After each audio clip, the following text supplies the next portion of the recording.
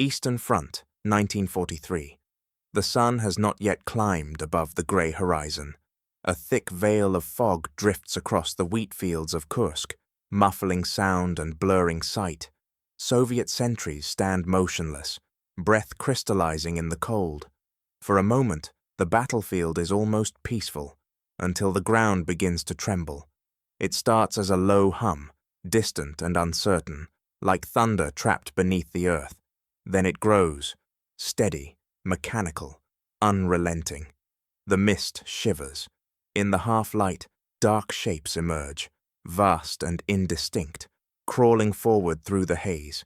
To the men waiting in their trenches, it feels as if giants are stepping out of a dream. And then the fog parts.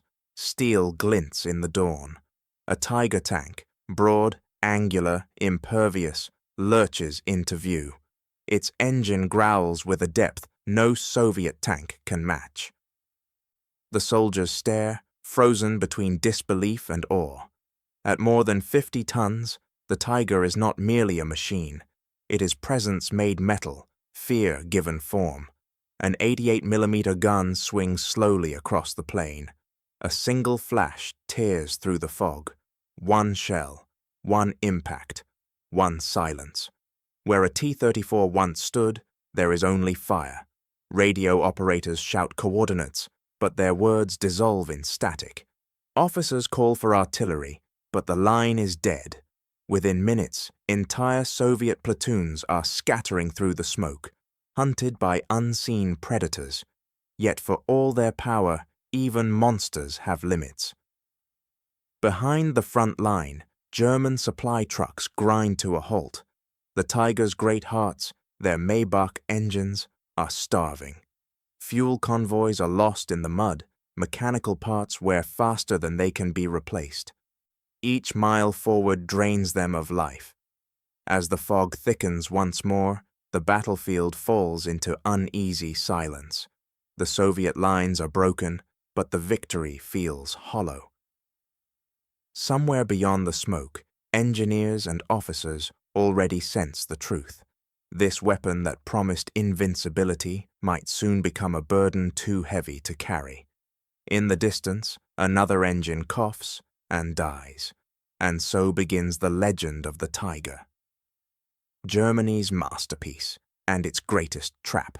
Berlin, 1942. The war has turned uncertain. On the eastern plains, German panzers, once symbols of unstoppable conquest, now burn in the snows of Russia. Reports speak of Soviet armor, heavier, tougher, more numerous than before. At the Wolf's Lair, Adolf Hitler studies these reports in silence. Then, as his generals wait, he gives a single order. Build me a tank that will terrify the world. The challenge spreads through Germany's industrial core. Two names rise to meet it: Henschel and Porsche. Each believes it can shape the future of armored warfare. In secret workshops, draftsmen sketch shapes that look less like tanks and more like monuments. Steel becomes ideology. Every line drawn on paper is a declaration that German engineering will not be surpassed. The specifications are absurd. Armor thick enough to deflect any known shell. A gun powerful enough to pierce a Soviet T-34 at 2 kilometers, and optics precise enough to hit a target on the move. Weight is no obstacle. Speed is secondary. Superiority itself is the objective.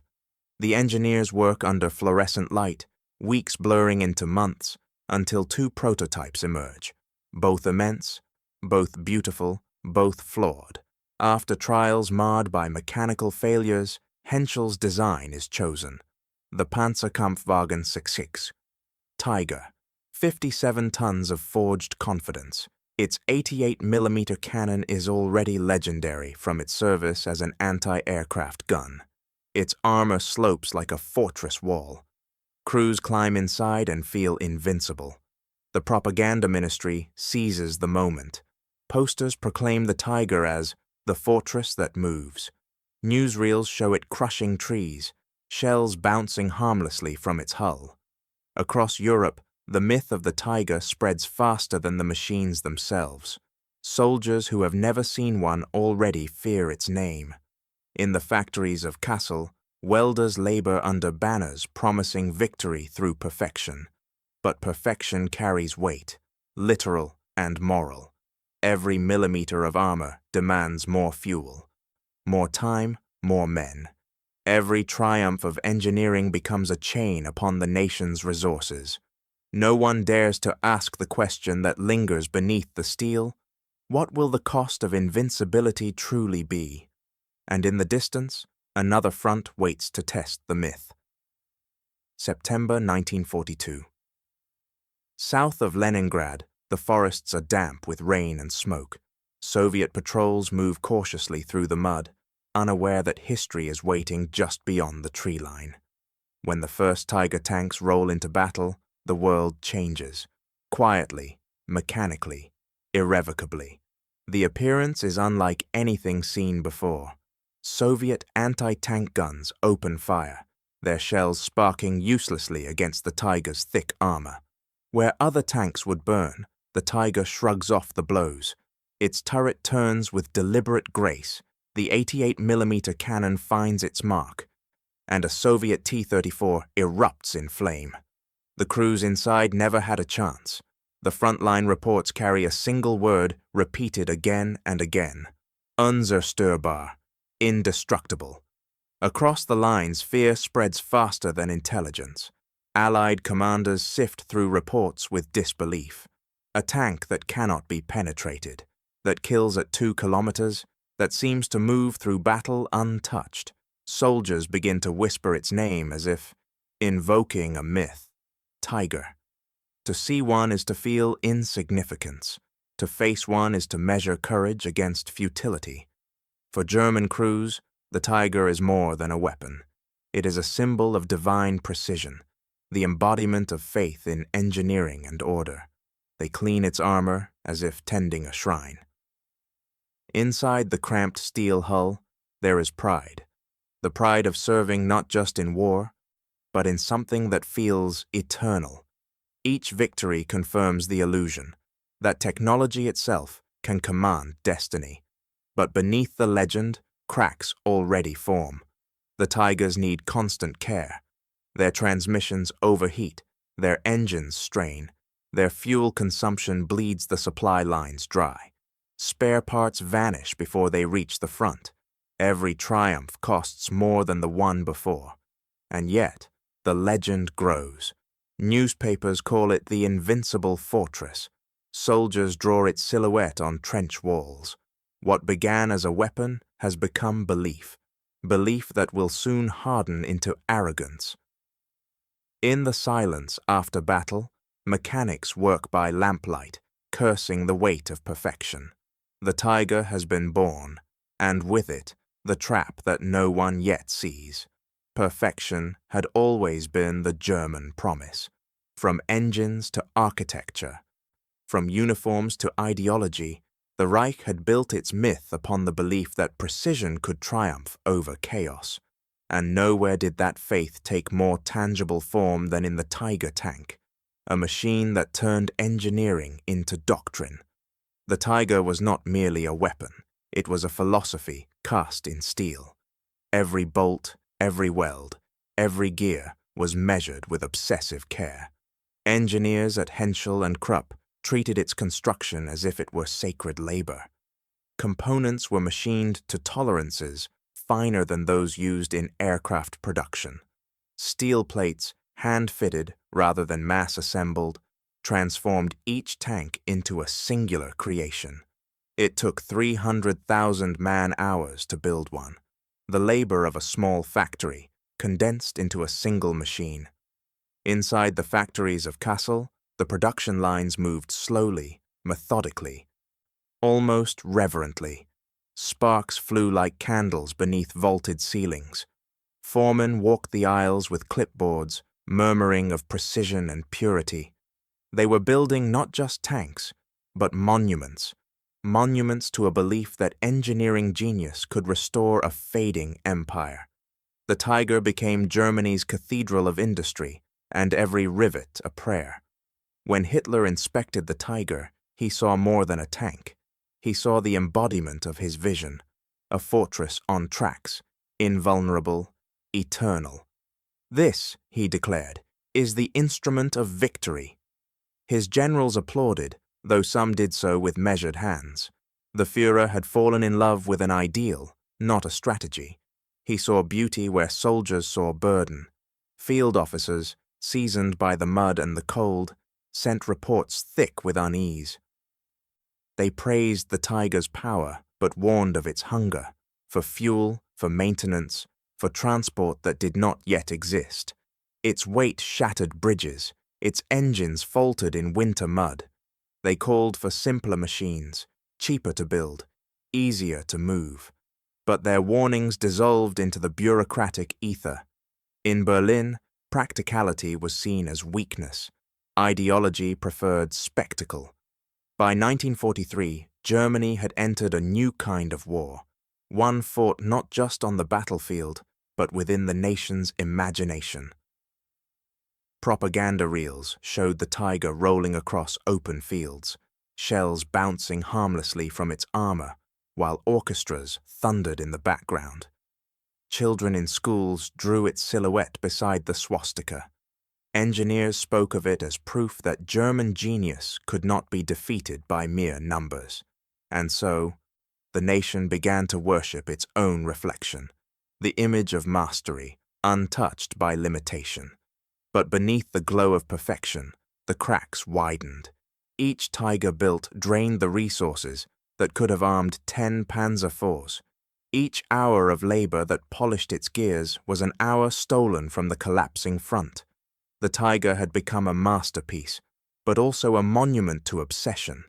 In chasing the flawless machine, Germany forgot the flawed world in which it fought. And somewhere on the Eastern Front, soldiers would soon learn that no amount of perfection could move through mud without fuel. July 1943. The fields of Kursk stretch to the horizon, flat, dry, endless. Dust hangs in the air like smoke from a slow-burning fire. Beneath that haze, 2 million men and 6,000 tanks wait to decide the future of the Eastern Front. It will be the largest armored confrontation in history, and at its center, for the first time in mass, the Tiger. They arrive in thunder, 57 tons each, crawling forward across the Russian steppe.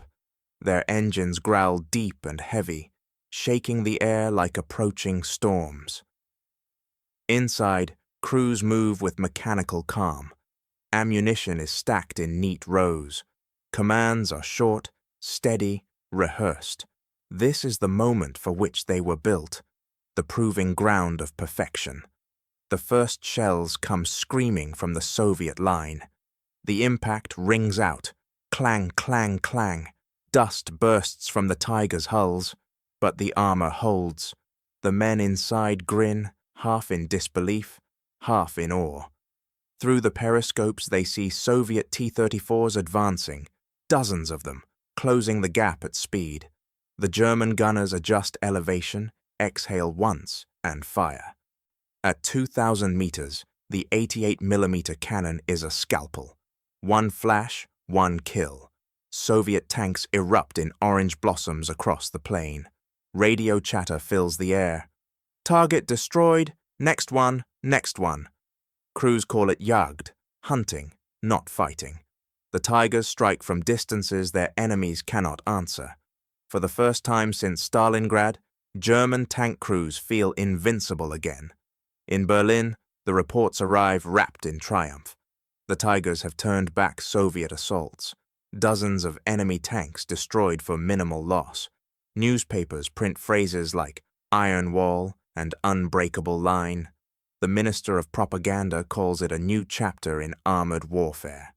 In the public imagination, the Tiger becomes a myth confirmed, proof that German genius can still rewrite destiny. But at Kursk, the story is not so simple. The same engines that roar with power drink fuel faster than supply trucks can deliver it. When the front line shifts, dozens of Tigers stall in the heat, their tanks empty, their transmissions failing. crews abandon them under shell fire, unable to tow machines that weigh more than bridges can bear. Recovery units, short on time, set fire to the stranded giants. Flames rise from steel that hours earlier had seemed immortal. By nightfall, the battlefield glows with wreckage, Soviet, German, indistinguishable under the smoke. The ground that began as a proving ground ends as a graveyard. The Tigers have shown their strength, but also their burden. For every victory gained in the morning, a loss of momentum follows by dusk. In Berlin, the headlines still shout of miracles. In the field, mechanics work in silence, stripping parts from burned hulks to keep the survivors moving. The myth has drawn its first blood, not only from the enemy, but from those who built it. And even as the guns fall quiet at Kursk, another realization begins to form among the survivors. Perfection may win battles, but it cannot win a war built on exhaustion. By late 1943, the Tiger's reputation has outgrown the battlefields it was built for. Its legend has reached Berlin and into the private councils of Adolf Hitler himself. Reports from Kursk, though filtered and incomplete, have convinced him that the Tiger is the weapon of destiny, the key to reversing a war now slipping away. And so he issues a new command: build more, bigger, heavier, perfecter. But perfection does not scale. Each Tiger remains a marvel of precision and a nightmare of production. Its gearbox requires machining tolerances measured in fractions of a millimeter. Its massive Maybach engine demands skilled labor no longer available. The Allied bombing campaign now strikes deep into the Ruhr Valley, scattering Germany's industrial rhythm. Replacement parts arrive late, misaligned or not at all. Factories that once built hundreds of Panzers now produce a handful of Tigers. On the railway network that still ties the Reich together, the weight of these giants becomes a logistical curse. Only a few reinforced flat cars can bear their load. Each train can carry just one Tiger, sometimes two. Entire convoys move slowly through the night, targets as obvious as they are irreplaceable. At every junction, fuel depots and supply trains smolder. The Luftwaffe no longer rules the skies. Meanwhile, on the front lines, German commanders beg for practicality. They need tanks that can move quickly, fight often, and be replaced easily. They ask for more Panzer IVs, or the new Panther, lighter, faster, efficient. But their requests collide with the wall of ideology. To Hitler, war is no longer a matter of mobility or mathematics. It is a stage for spectacle.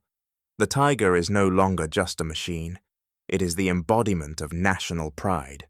The more fragile the Reich becomes, the more its leader clings to symbols of strength.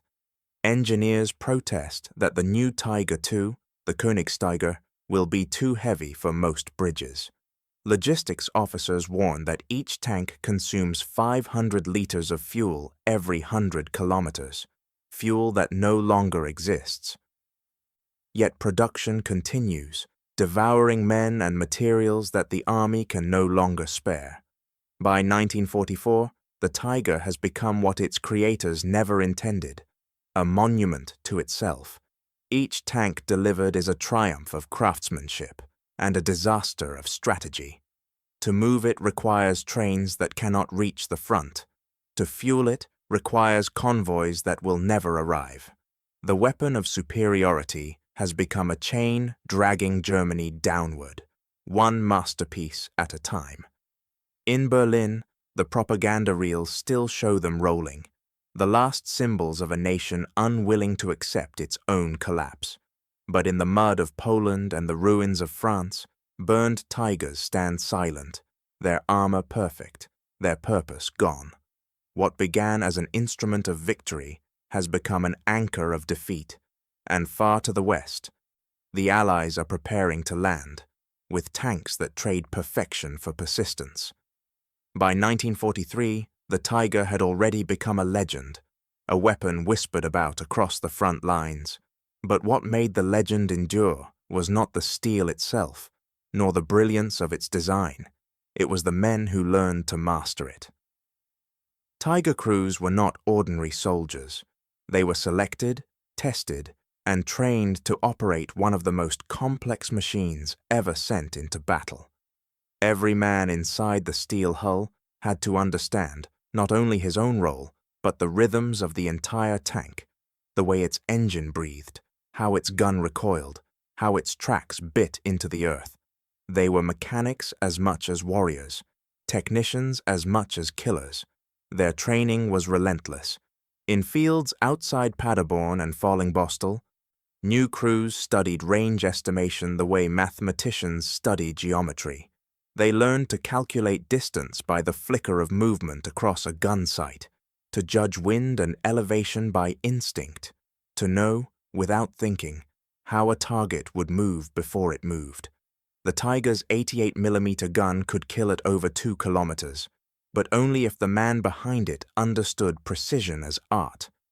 Inside the turret, the process was ritual. Loader, gunner, commander, driver, and radio operator. 5 men moving in harmony, each command a single breath long. Achtung, Ziel, Feuer, fire. The gun thundered like a cathedral bell. A distant plume of smoke confirmed the strike. They took no joy in it, only the quiet satisfaction of perfect execution. For them, the battlefield was not chaos, it was calculation. From that discipline came names that would echo through the war's final years. Michael Wittmann, whose Tiger destroyed entire columns of British armor at Villers-Bocage. Otto Carius, who claimed more than 150 tank kills on the Eastern Front. Ernst Bachmann, whose lone Tiger held off American advances in Normandy. These men became the faces of a myth, heroes shaped by propaganda into symbols of Aryan precision. But their reality was more complex. They knew the Tiger's power, but also its fragility. Because the Tiger was not divine, it was temperamental, a machine that punished ignorance. Its gearbox could shatter if a driver shifted too hard. Its tracks could break in mud. Its engine overheated in snow. One mistake could render 57 tons of steel helpless. For every Tiger destroyed in battle, several more were lost to breakdowns, bogging, or abandonment. And so, the crews compensated, not with superstition, but with skill. They coaxed the machine forward like handlers taming a wild animal. They learned to listen to its pulse, to the hum of the Maybach engine, to the vibration through the seat, to the rhythm of the turret's rotation. They felt when it was strong, and they felt when it was dying. The best crews could make a Tiger live longer than its design ever intended. They turned an imperfect machine into a weapon of near-mythic efficiency. But beneath every victory lay exhaustion. Each kill demanded calculation, coordination, and luck. Each battle left scars, not only on the armor, but on the men who kept it alive. Inside the turret, air thick with oil and cordite, sleep came rarely. The smell of hot metal clung to their uniforms, their skin. They spoke of their tanks as living beings, she, never it. When a Tiger was destroyed, crews mourned it as they would a comrade. In this strange intimacy between man and machine, the Tiger's reputation was born, not from invulnerability, but from mastery. What the world saw as divine was in truth human endurance measured in precision and fear. These men made the Tiger appear flawless because they had no choice. Their skill masked its flaws, their discipline disguised its fragility, and yet even the best could not change its nature. For every Wittmann, there were 10 crews who never fired a shot before mechanical failure left them stranded. Heroism could not erase arithmetic. Training could not reverse attrition. In time, the Tiger's victories would be remembered as miracles of technology. But they were, in truth, miracles of men. Men who learned to command a beast that obeyed only experts, and who gave their youth to keep perfection moving one battle longer. As the war dragged on, the tiger's legend would continue to grow, but soon the men inside it would discover that legends, too, can be trapped by the machines that made them. By 1944, the dream of domination has turned to defense. Germany, once the aggressor, is now a nation in retreat, its front lines collapsing under the weight of two advancing empires. From the hedgerows of Normandy to the forests of Belarus, the same story repeats. Retreat, regroup, resist. And in these final, desperate months, the Tiger tank remains on the field, a relic of former glory, fighting not for victory, but for time. The battlefield no longer favors giants. The open plains that once gave the Tiger its range have been replaced by narrow roads, thick mud, and bomb-cratered towns. Yet still they come, the hulking silhouettes, their engines growling through smoke and ruin. Each one is a fortress adrift in chaos, its crew veterans of too many retreats. They fight now as predators of desperation, waiting in ambush for the enemy to stumble into their sights. Hidden in the mist, a Tiger's crew waits. The commander peers through his binoculars, watching Soviet T-34s crawl over a ridge. He whispers coordinates to his gunner. The retort of the 88mm cannon shatters the morning silence. One shot, one explosion, another, then another. The Tiger strikes with surgical efficiency. The first enemy tank burns before its crew even knows it has been seen. For a moment, it feels like the old days, precision, power, control. But the silence that follows is deceptive. Across the fields, the horizon shimmers with movement. Not 10 tanks, but hundreds. The Soviet formations move like a tide, unbroken, unstoppable. Each destroyed tank leaves no gap, only more advancing behind it. The Tiger retreats, slowly, cautiously, its tracks grinding through mud already torn by shell fire. The radio crackles. Another position lost, another unit encircled. Every Tiger that fights leaves behind a trail of exhaustion. To destroy one costs the Allies dearly, dozens of tanks, hundreds of shells. But to lose one costs Germany more than it can afford. Each burned-out hull marks not just a loss of armor, but of time, of men, of fuel. A single destroyed Tiger can empty an entire supply line's worth of resources. The surviving crews grow inventive. In the ruins of villages and on the edges of frozen forests, they strip parts from dead machines. Transmissions, road wheels, optics, scavenged by lamplight, fitted into survivors. Mechanics work in silence, half soldiers, half surgeons.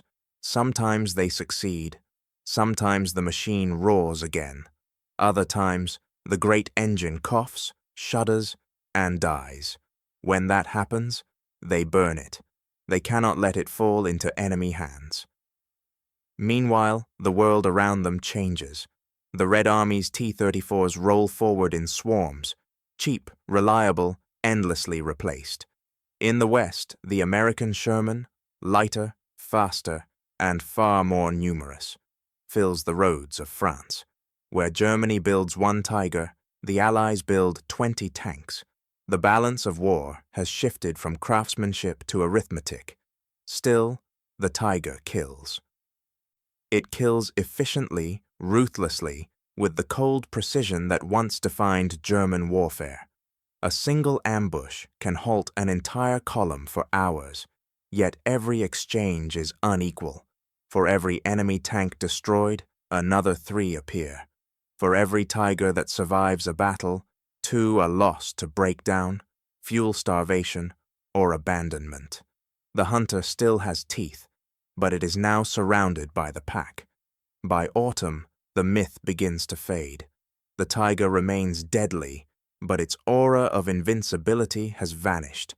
Crews no longer speak of victory, only of survival. Their world has narrowed to the few hundred meters visible through the gun sight.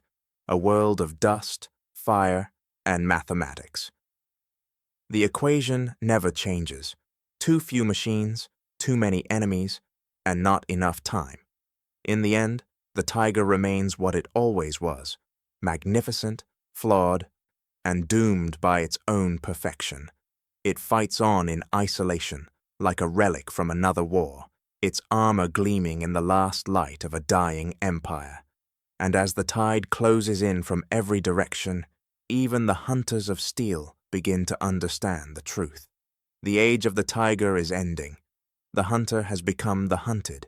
By the winter of 1944, the tiger's name still carries power, but the sound of its engine no longer echoes with promise.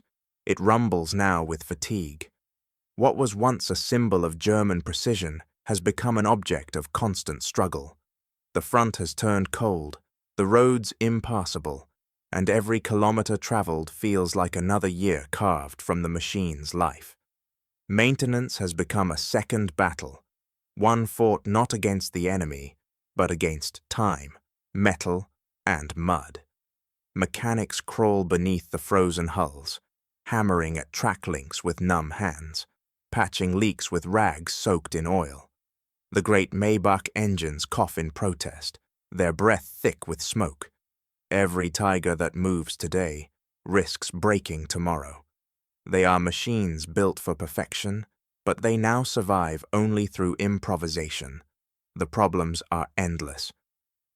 Track links crack under their own weight. Transmissions seize when shifting under stress. Oil lines burst in the cold. The slightest misstep, a stone, a ditch, a slope too steep, can strand 57 tons of steel in place. And once stuck, even the most powerful tank in the world becomes a stationary monument, waiting for the enemy or the torch. To move a tiger is to plan a campaign in miniature. Each journey requires fuel trucks, recovery vehicles, spare parts, and men trained to nurse the machine mile by mile. Bridges must be reinforced, roads must be scouted, commanders calculate risk like accountants, balancing the tactical value of one tiger against the fuel and labor of an entire company. Sometimes the answer is simple: leave it behind. In theory, the tiger remains a masterpiece of engineering. In practice, it has become a burden of devotion.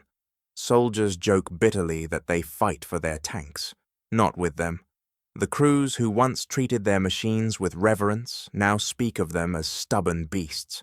Powerful, yes, but demanding, temperamental, impossible to please. The tiger no longer inspires awe, it demands obedience. At night, in makeshift repair yards behind the lines, the glow of welding torches flickers like candles in a dying cathedral. The air smells of oil, sweat, and resignation. Men work through exhaustion to coax life into machines that no longer wish to live. Spare parts are scavenged from wrecks.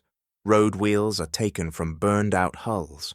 In the dim light, the tiger's armor gleams faintly, beautiful still, but worn thin by the war it was built to dominate. The burden is not just mechanical, it is spiritual. For years, the tiger symbolized faith in German engineering, the belief that technology could conquer adversity, that precision could replace strategy. But now, each breakdown feels like an omen. Soldiers begin to resent the idol they must serve. Each victory seems smaller, each repair more futile. The myth of invincibility has turned into a kind of servitude. Even the sound of the tiger, once the deep, confident growl that sent enemies scattering, grows quieter. Fuel shortages force engines to idle sparingly. The mechanical roar that once defined German offensives now fades into isolated murmurs, drowned beneath the endless hum of Allied convoys. The tiger is still feared, but more as a ghost than a god. And yet there is a strange dignity in its decline. The crews continue their work, not out of faith in victory, but from duty to one another. They have become keepers of a legend they no longer believe in. bound by pride, by habit, by the inertia of survival. In the end, glory does not vanish in flames. It rusts, slowly, quietly, beneath the weight of rain and resignation. The tiger still stands, but it no longer roars, and as Germany's armies fall back toward their own borders, the men who once drove the empire's mightiest machine can feel the gravity pulling them home, not to triumph, but to reckoning. Summer 1944. France breathes beneath occupation, its fields heavy with wheat and waiting. Along hedgerows and village lanes, the air is still until it isn't. At dawn, the horizon trembles. From the western sky comes the low thunder of engines, thousands of them. Allied bombers, fighters, transports, and gliders flood the air above Normandy. Operation Overlord has begun. For the Germans, the invasion brings both dread and opportunity. To the commanders of the panzer divisions, it is the moment they were built for. In barns and orchards across the French countryside, the Tiger tanks, few in number, massive in presence, are readied for battle. The crews climb inside their steel citadels, confident that no Allied tank can match their gun, no armor resist their shot. They call them Königstiger, King Tigers, and to many, they still seem unstoppable. When the Allied columns push inland, they meet that illusion head-on. Outside the small village of Villers-Bocage, the hedgerows conceal a hunter. Michael Wittmann, commanding a single Tiger the Brown, watches the British 7th Armoured Division advance along the road. The 88mm cannon swings left, then right, deliberate, unhurried. One shell, one tank destroyed. Another, then another. In less than 15 minutes, an entire column lies burning. The Tiger has written its legend again, this time in the fields of Normandy. For a brief moment, the myth returns. The Allied crews speak its name in the same tones the Soviets once did, half fear, half disbelief. They call it invincible. They call it the immovable king. And in close combat, beneath the hedgerows and through the narrow lanes, it often is. Its shells cut through Shermans as if through air. Its armor turns most hits into sparks. But the world outside the battlefield has changed. Above the clouds, the Allies rule a different kind of war. One fought not in mud, but in altitude. Fighter bombers, typhoons, thunderbolts, Mustangs prowl the skies like hawks circling prey. They do not engage the Tiger on its terms. They hunt it from above.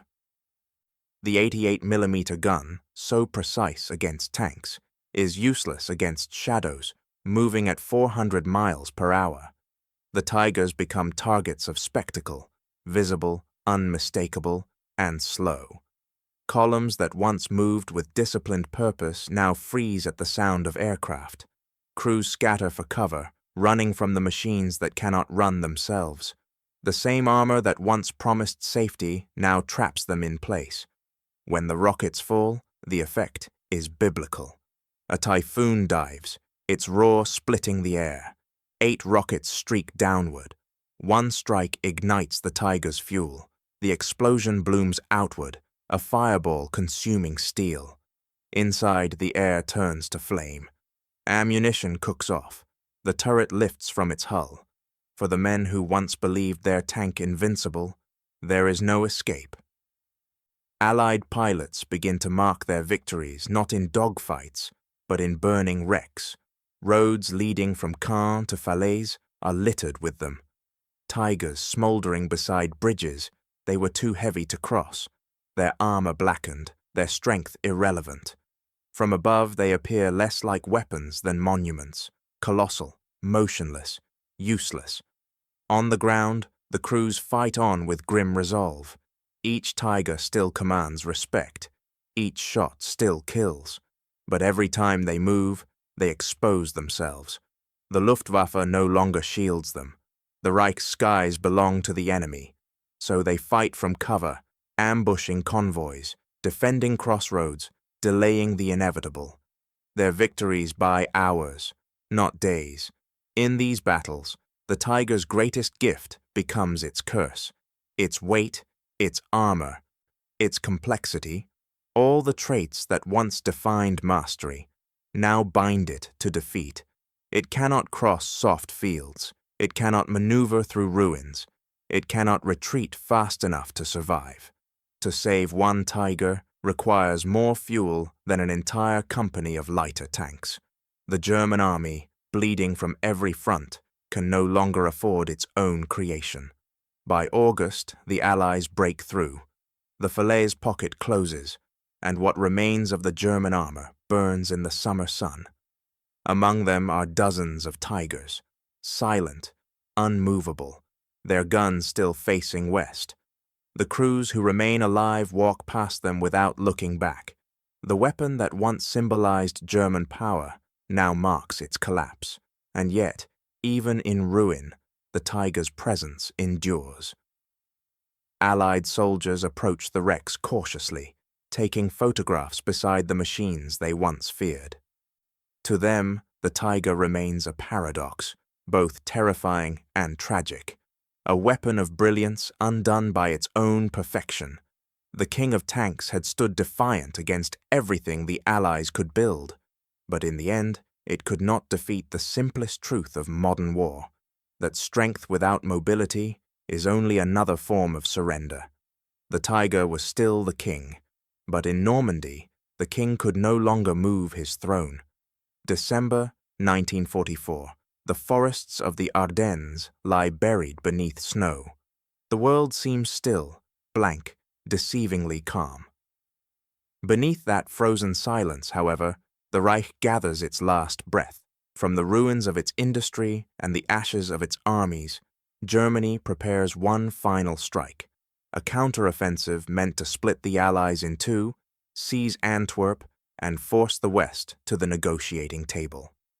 It is called Wacht am Rhein, the Watch on the Rhine, and at its spearhead, once again, stands the tiger. For Hitler, this is more than a military operation. It is a test of faith. He believes that the tiger, the symbol of German genius and willpower, will break through where strategy and reason no longer can. In icy forests and narrow roads, his last armored divisions wait. Engines idle beneath camouflage nets, exhaust plumes curling into the mist. Among them are more than 100 Tiger IIs, the heaviest tanks ever fielded, each one a fortress of nearly 70 tons. At dawn, on December 16th, the stillness shatters. The German guns open fire along an 80-mile front. Artillery echoes through the valleys, and from the fog emerge the silhouettes of tigers, crawling forward like ghosts of an earlier war. Their 88mm cannons tear through thin Allied lines. American Shermans ignite in seconds. Convoys scatter. Roads vanish under steel tracks and snow. For a few brief hours, it feels as if time has reversed, as if the Wehrmacht has rediscovered its old rhythm of conquest. The Allied front bends, retreats, cracks. The world's newspapers will call it the Battle of the Bulge. To the men on the ground, it feels more like a sudden winter storm, violent, unpredictable, and blinding. The tiger once again proves its lethality. In narrow passes, a single tank can hold back an entire battalion. Its shells punch through armor with frightening ease. Crews fight with the practiced precision of veterans who have seen too many retreats. This time they tell themselves they will push the tide back. But behind the momentary surge lies the same fatal flaw that has haunted the tiger since birth: fuel. The offensive depends on speed, and speed depends on supplies that no longer exist. Allied air power, grounded at first by snow, soon returns as the skies clear. P-47 Thunderbolts and Typhoons sweep over the roads, striking fuel convoys, cutting lifelines. Columns stall in place. One by one, the Tigers grind to a halt, engines choking on fumes. On maps in Berlin, the arrows still point west. On the ground, they stop short. Without fuel, the Tiger becomes what it always threatened to be, an immovable monument. Its armor, once invincible, now imprisons its crew. Too heavy to tow, too valuable to abandon, each disabled tank becomes a question of survival. Crews siphon what little fuel remains from neighboring vehicles, trading mobility for one more hour of life. Then comes the cruelest order of all. With the enemy closing in, crews are told to destroy their own machines. Charges are placed inside the turrets. Ammunition is scattered to prevent capture. The detonations echo through the forest, dull, resigned, final. Soldiers who once polished their tanks with pride now set fire to them. Flames rise against the snow, illuminating faces that no longer carry belief, only endurance. For those who escape on foot, the silence that follows is unbearable. The road behind them is lined with the wrecks of perfection, blackened husks of what was once the pride of an empire. To an Allied pilot above, they look like fallen statues of a lost civilization. To the men who built them, they are tombstones. By Christmas, the offensive collapses. The last gamble has failed. The Tigers that survived the battle are scattered, short of ammunition, hunted by aircraft and artillery.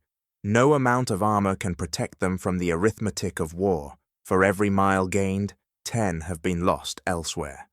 For every Tiger built, the Reich has surrendered the resources to build 10 simpler, faster machines.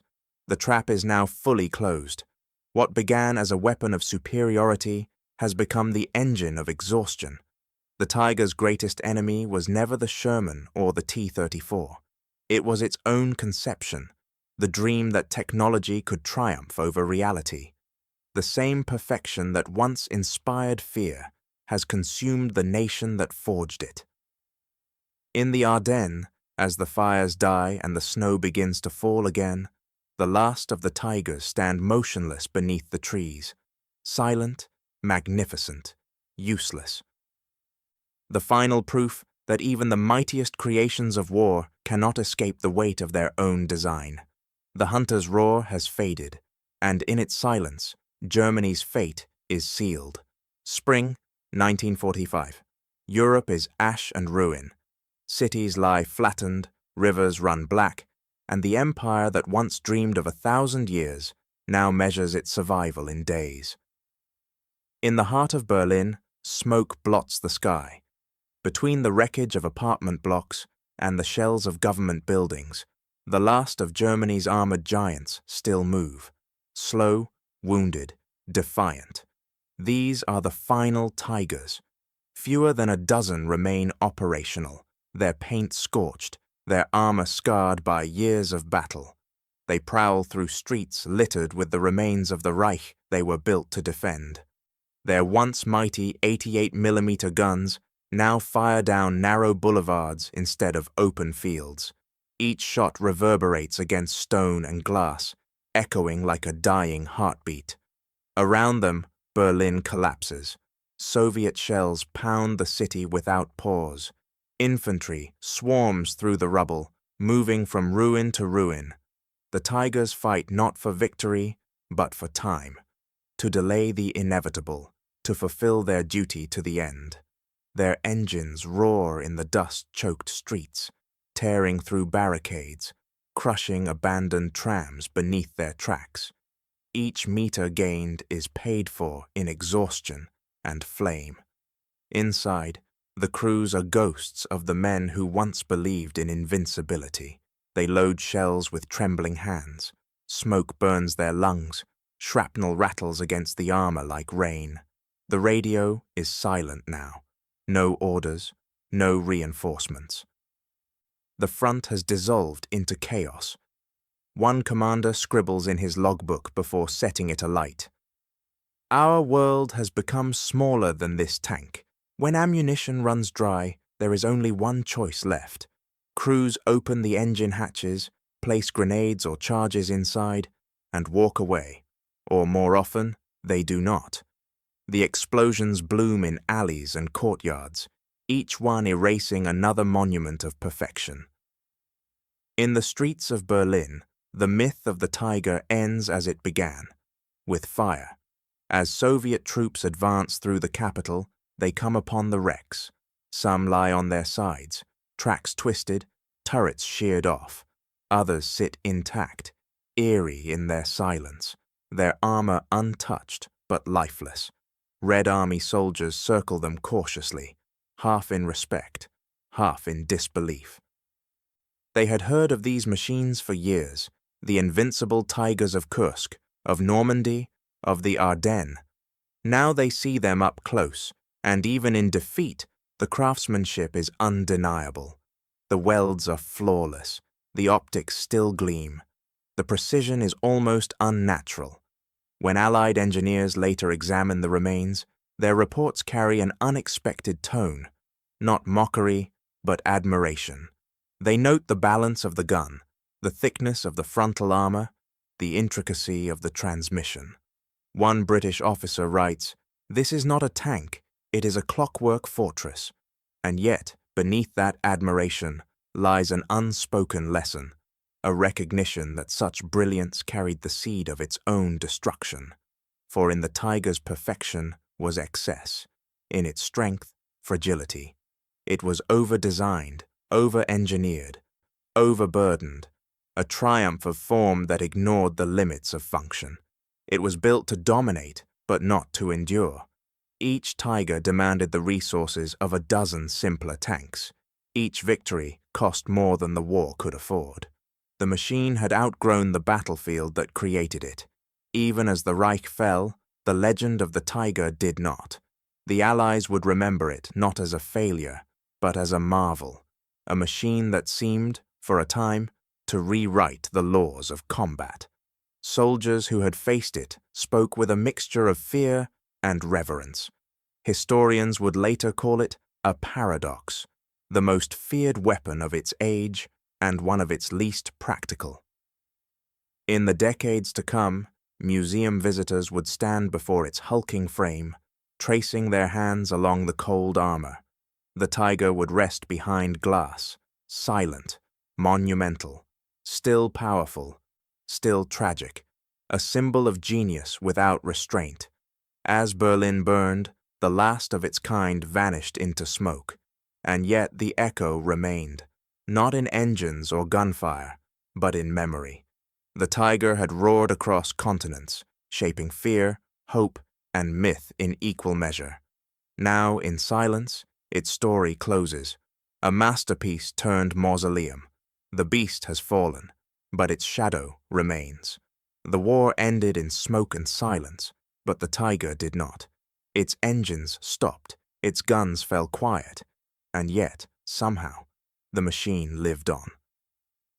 Long after the Reich was gone, the tiger prowled through memory, through film reels, through stories told by men who had seen its shadow stretch across the battlefield. What was once a weapon of steel became something more enduring, an icon.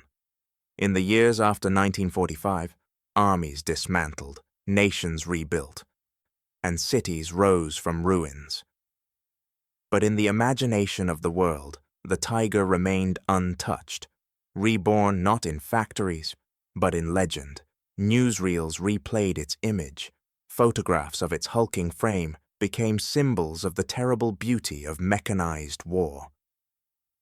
When Hollywood turned to tell the story of World War II, the tiger was there, larger than life, unstoppable, an actor cast forever as the villain that made heroes out of those who opposed it.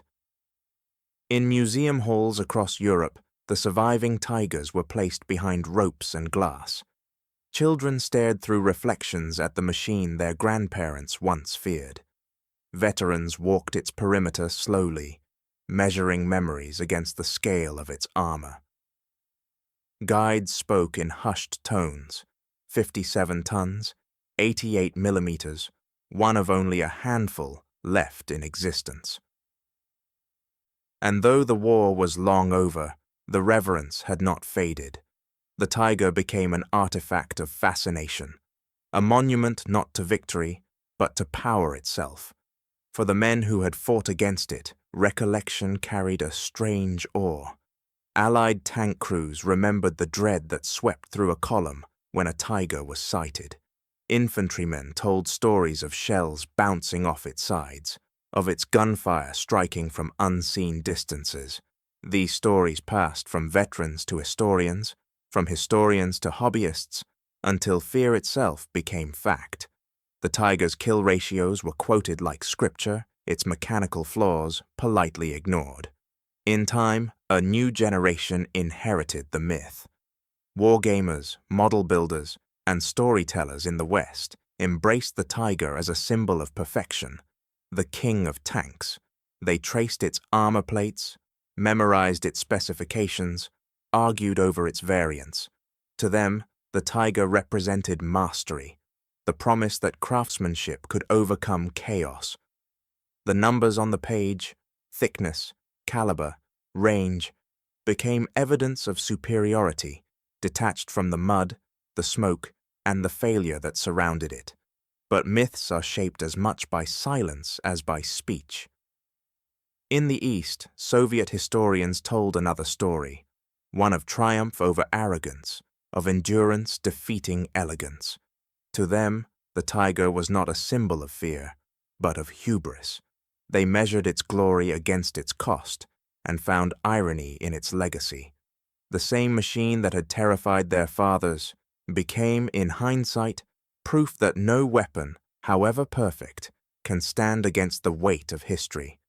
Between these two perspectives, admiration and contempt, lies the truth. The Tiger changed little about the war itself. It did not alter strategy. It did not reverse defeat. It arrived too late, too few, too complex to matter. Its victories were isolated, its influence symbolic. But it transformed something less tangible, perception. It made fear itself a weapon, and that weapon endured. In this way, the Tiger won a different kind of battle. Not on the fields of Kursk or in the ruins of Berlin, but in the collective imagination. It outlasted the panzer divisions, outlasted the Reich, even outlasted the men who built and destroyed it. Decades after its last roar, it still dominates books, films, and minds. A reminder that war's greatest creations are rarely judged by their results, but by their reflection in the human mind. When the last veterans died, the Tiger remained.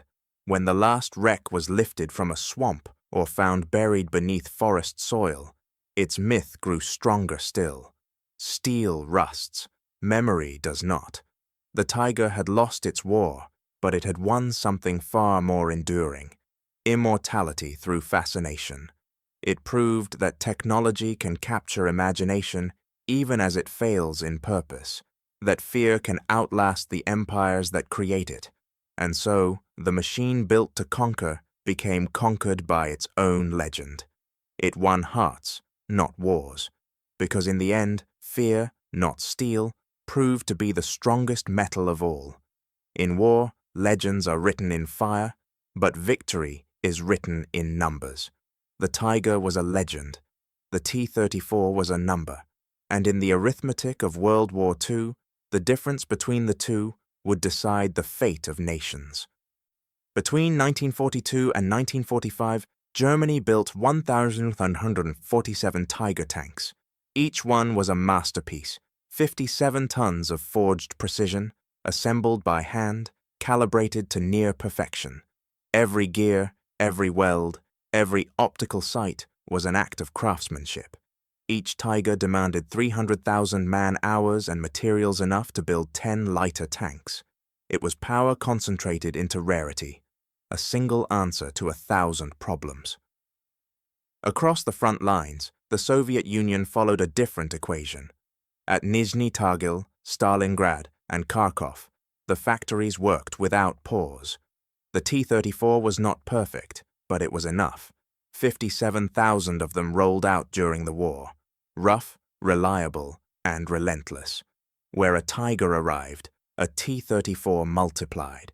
And in the cruel balance of industry versus idealism, multiplication mattered more than magnificence. On the battlefield, the tiger killed with terrifying efficiency.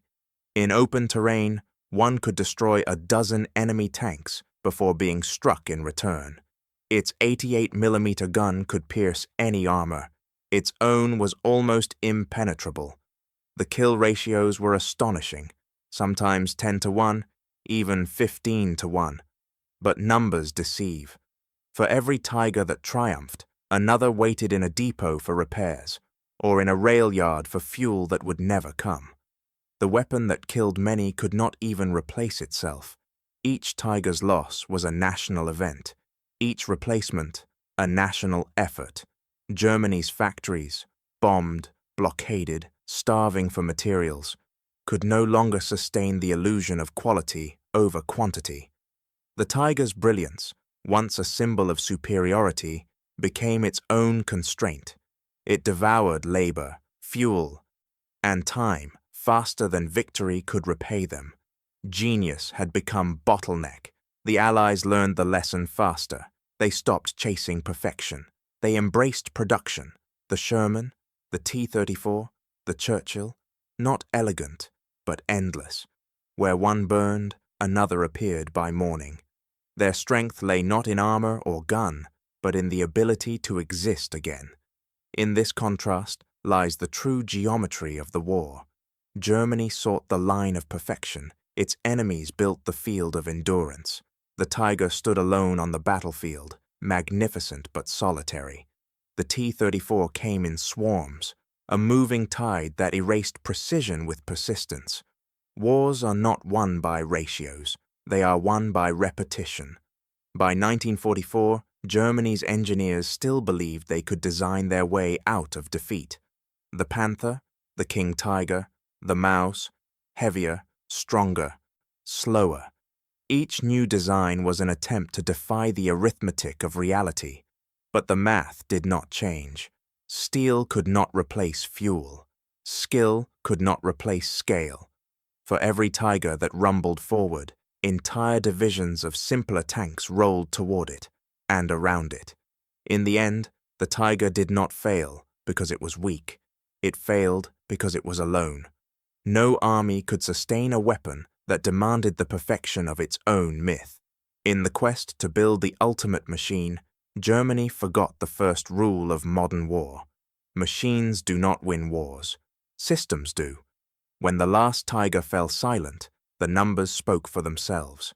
147 against 57,000. One masterpiece against an ocean of machines. One philosophy against another. The tiger's legend endured, but its logic had already collapsed. The myth ended not with the roar of engines, but with the quiet certainty of mathematics. In chasing invincibility, Germany had lost endurance, and in the end, it was not shells or armor that destroyed the tiger. It was arithmetic. The tiger tank was not Germany's triumph. It was its mirror. In its armor and angles, in its noise and weight, the tiger reflected everything the Reich believed about itself. Brilliance without restraint, confidence without humility, vision without moderation. It was built in the image of a nation that mistook complexity for strength and perfection for destiny, and, like the nation that forged it, it would collapse beneath the weight of its own design. The tiger was never simply a machine.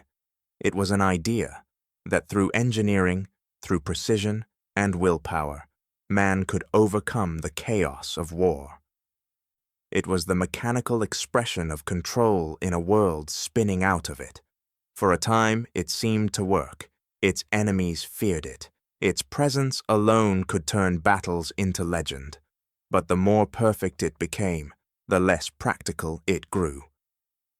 While Germany perfected the tiger, its enemies adapted. The Allies learned to fight differently, to maneuver faster, strike smarter, and produce more. Air power hunted what armor could not reach. Artillery answered fire with saturation. The tiger could kill anything in front of it, but it could not stop what moved around it. The world was shifting toward mobility and mass.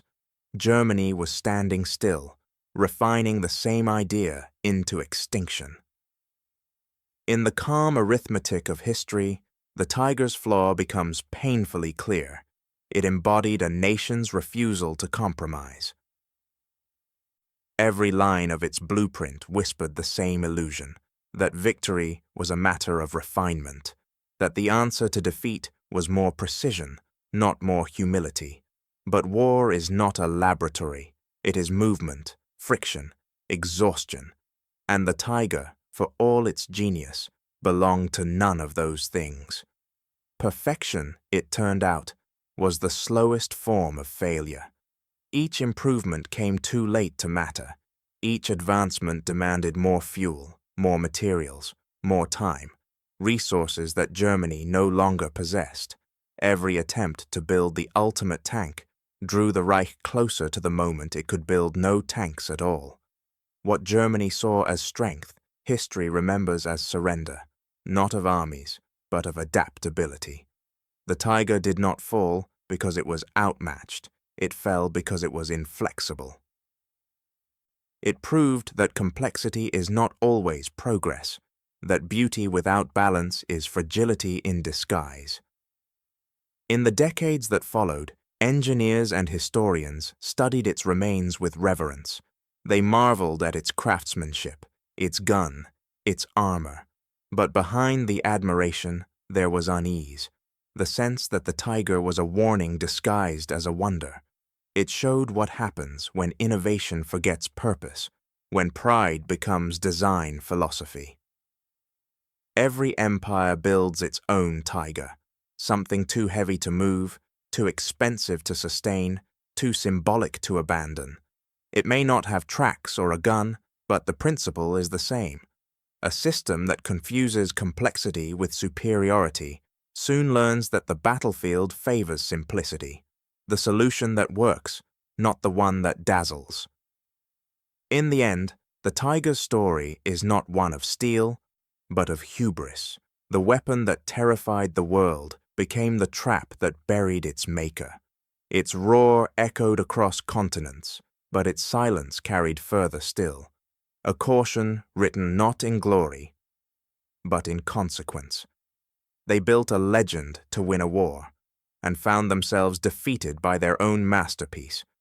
The tiger remains, even now, motionless behind museum glass, perfect, still, and obsolete, a monument to a timeless truth, that the pursuit of invincibility is the surest path to ruin.